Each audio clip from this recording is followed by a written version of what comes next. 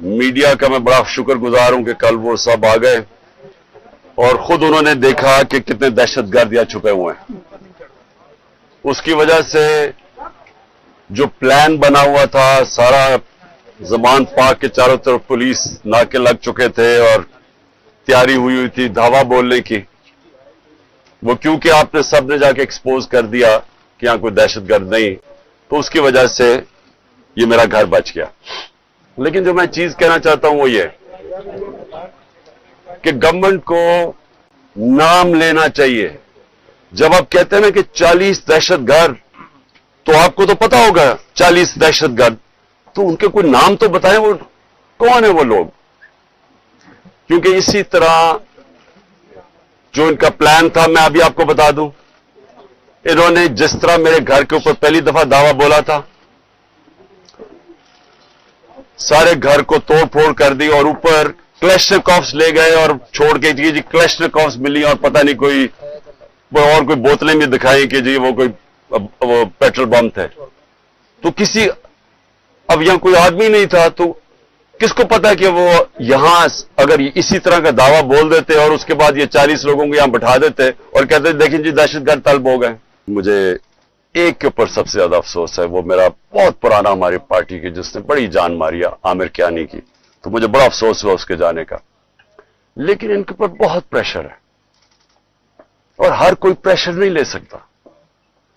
तो ये मैं अपने लोगों को भी कहता हूं कि उनको कोई बुरा भला ना कहे। जिस तरह का प्रेशर पड़ा हुआ है आज, इस मुल्क की तारीख में कभी लोगों के ऊपर ऐसा पॉलिटिशियन पे प्रेशर नहीं पड़ा। पकड़ के लोगों को जेलों में डाल रहे हैं, फैमिलीज घरों में घुस रहे हैं, औरतें हैं, फैमिलीज औरतें हैं वहां, उनको औरतों को साथ उठा के शेरिया रफरीदी और उसकी बीवी ले गए जेल में। ये कभी हुआ है पाकिस्तान में? जो लोग ये प्रेशर बर्दाश्त कर गए, मैं अपनी पार्टी के वो लोग जो प्रेशर बर्दाश्त कर गए हैं, कौम आपको हमेशा याद रखेगी, कौम आपको भूलेगी नहीं। कि मुझे पता है आपके ऊपर किस तरह के प्रेशर्स हैं और जिस तरह आप खड़े हैं, तो ना मैं आपको भूलूंगा ना ये कौम आपको भूलेगी।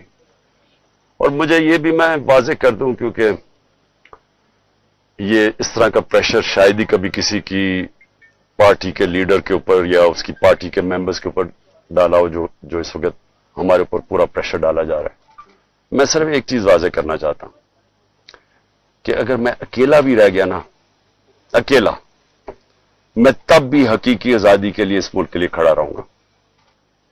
क्योंकि ये कोई गलत फहमी में ना रहे कि इस प्रेशर की वजह से मैं शायद पीछे हट जाऊंगा। जिसके ऊपर 2 कातलाना हमले हो चुके हों, दूसरा जुडिशल कॉम्प्लेक्स के अंदर जो मेरे ऊपर इन्होंने पूरा कत्ल करने का प्लान बनाया हुआ था, जिसके ऊपर 2 हमले हो चुके हों और वो फिर भी पूरी तरह इस अपनी तहरीक के अंदर एक कदम पीछे ना हटे, तो उसको ये समझ आए कि वो पीछे नहीं हटेगा। मुल्क के अंदर 4 दिन जो हुआ है, एक इंडिपेंडेंट कमीशन बनाई जाए और इंडिपेंडेंट कमीशन में क्या चीज सामने आएगी, मैं अभी आपको बता देता हूं क्या चीज सामने आएगी, क्योंकि मेरे सामने तो फैक्ट्स आ गए हैं। हम आपको सबूत देंगे कि कैसे प्लान करके लोगों को हमला करवाया गया है फौजी इमारतों के ऊपर। पिंडी के अंदर पुलिस ने पीछे से, क्राउड आगे खड़ा था, पीछे से पुलिस ने इनके ऊपर टेयर गैसिंग करके उनको जीएचक्यू की तरफ धकेला है और रास्ते में कोई पुलिस नहीं थी जीएचक्यू के। यहां जो हुआ है, अब हम लाहौर जानते हैं, मैं तो पैदा यहां हूं, ये पास ही तो है, 3-4 मील यहां से है वो कोर कमांडर। कभी सुना है कि कोर कमांडर लिबर्टी से लोग चल रहे हों और कोर कमांडर घर पहुंच रहे हों और वो खाली पड़ा हो वहां कोई यानी कोर कमांडर इतनी बड़ी पोजीशन होती है, उसको ऊपर कोई बचाने वाला नहीं है। वो सीसीटीवी कैमरा किधर हैं? वहां सीसीटीवी कैमरा लगे होंगे, पता तो चले वो कौन सी शक्लें थी जिन्होंने जलाया। अब तक तो सामने आ जाना चाहिए था सब कुछ। टीवी पे इतनी ज्यादा प्रोपेगेंडा चल रहा है, कम से कम वो शक्लें तो दिखा दें सीसीटीवी कैमरा पे किन लोगों ने जलाया था वो कोर कमांडर का घर। और क्या आपको हमारी डॉक्टर यास्मीन, मेरी बहनें वहां बाहर खड़ी होकर कह रही हैं कि आपने अंदर नहीं जाना। कौन था जिसने अंदर उनको किया है? कौन अपनी फौज से लड़ता है मुझे बताएं? अगर फौज से लड़ेगा तो क्या मुल्क ही हारेगा ना? कभी कोई लड़ता है? ये जो सारा कराया जा रहा है, जो उकसाया जा रहा है, इससे किसको फायदा होगा? सिर्फ ये पीडीएम को ही फायदा है ना? मुल्क की तो जमहूरियत भी तबाह। साफ और शफाफ इलेक्शन के अलावा जो भी रास्ता लोगे वो पाकिस्तान की तबाही है। कौन नई मजम्मत कर रहा है जो कोर कमांडर हाउस जलाया गया है? मुझे कोई इंसान बता दें पाकिस्तान में जो नहीं कर रहा। यानी वो पुरानी इमारत को जलाना, यानी इस तो ये जान के जो हमारे ऊपर डाला जा रहा है। पहले हमारे से पूछें कि कभी इमरान खान ने 27 साल में कहा है कि जनाब जलाओ घराव करो? हमेशा पुरअमन एहतजाज का है, कानून और आइन के बीच में रह के। ये मेरा 27 साल का है भाई। जब मुझे गोलियां लगी हैं तब तोड़फोड़ नहीं हुई, तब जलाओ नहीं किया। मेरे खिलाफ है कौन?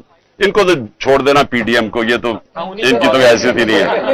आज देखें, मेरी उनसे कोई लड़ाई नहीं है।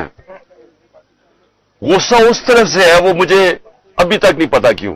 या आप यकीन करें कि मुझे नहीं पता क्यों, क्योंकि मेरी उस तरफ कोई लड़ाई नहीं है। कि 1 साल से पार्टी को खत्म करने की कोशिश की जा रही है, वो पार्टी और मजबूत होती जा रही है, वोट बैंक और बढ़ता जा रहा है। अब वो इधर आ गए कि खौफ फैलाना चाहते हैं। लोग अपने ऊपर मुश्किलात बर्दाश्त कर लेते हैं, लेकिन घर की औरतों के ऊपर कोई नहीं बेचारा टॉलरेट कर सकता। मुझे जो तकलीफ हुई, मुझे कोई तकलीफ जेल में जाके जो भी होता है, गोलियां भी लगी, लेकिन मेरी बीवी अकेली घर में 2 दफा इन्होंने दावा बोला। एक दफा वकीली और दूसरी दफा नैब आके उसको अरेस्ट करने के लिए आ गए। यानी बाहर पुलिस वारंट निकाल दिए। किस चीज के ऊपर? कि वो ट्रस्टी है। ये आज तक दुनिया में नहीं हुआ। ट्रस्टी को ना कोई पैसा मिलता है, ना तनख्वाह मिलता है, ना कुछ होता है। वो ट्रस्टी होने के ऊपर एक और ट्रस्टी भी किसका? अल-कादर का उसका है क्या कि सीरत नबी के ऊपर रिसर्च करनी है। यानी वो यूनिवर्सिटी है जो बच्चों को नबी सल्लल्लाहु अलैहि वसल्लम की लीडरशिप क्वालिटी से खड़ा करना है। उसकी ट्रस्टी होने के ऊपर उसके ऊपर उन्होंने वारंट निकाल दिया। ये कभी ऐसे नहीं हुआ।